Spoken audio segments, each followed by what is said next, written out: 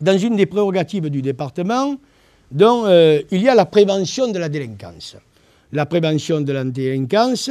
Alors là, moi, je pense beaucoup au collège, mais j'en dirai un peu plus après.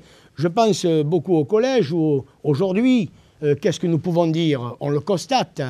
Dans les collèges, je me répète, qui doivent se trouver à proximité des lieux de concentration humaine. Il y a des intrusions de voyous dans les collèges. Ça me semble inadmissible. Donc l'école doit redevenir un sanctuaire de paix.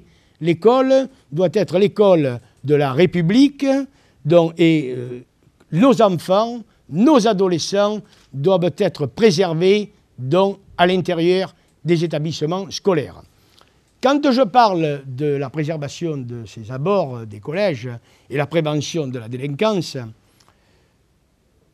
je suis un peu consterné, pour ne pas dire effaré, quand, notamment dans notre canton, avec Dabia, nous sommes au Jas de Bouffan, de constater, avec beaucoup de regrets, que le Jas de Bouffan, qui est une ville dans la ville, le Jas de Bouffan, ça fait 35 000 habitants, donc ce n'est pas un petit quartier isolé de la ville d'Aix-en-Provence. Le Jas de Bouffan, c'est le tiers de la ville d'Aix-en-Provence, 35 500 habitants. On ne voit pas, comment je peux m'exprimer, un policier en tenue qui circule à l'intérieur de cette ville de 35 000 habitants. Ça me semble aberrant.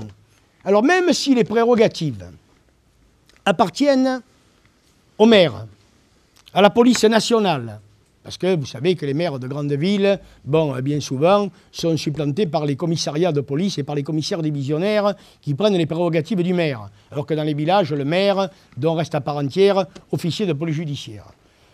Même si c'est le cas, on ne peut pas entendre que une certaine partie de la population, en grande majorité, une population plus que paisible, puisse ne pas être sécurisée par les forces de l'ordre.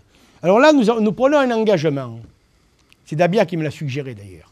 Nous allons rencontrer bientôt le commissaire divisionnaire de la ville d'Aix-en-Provence. Et nous allons voir pourquoi, puisque c'est une partie du territoire aixois qui notamment appartient à la police nationale. Nous allons essayer de comprendre, nous allons essayer de savoir pourquoi cette ville, dans la ville de 35 500 habitants, n'est pas sécurisée.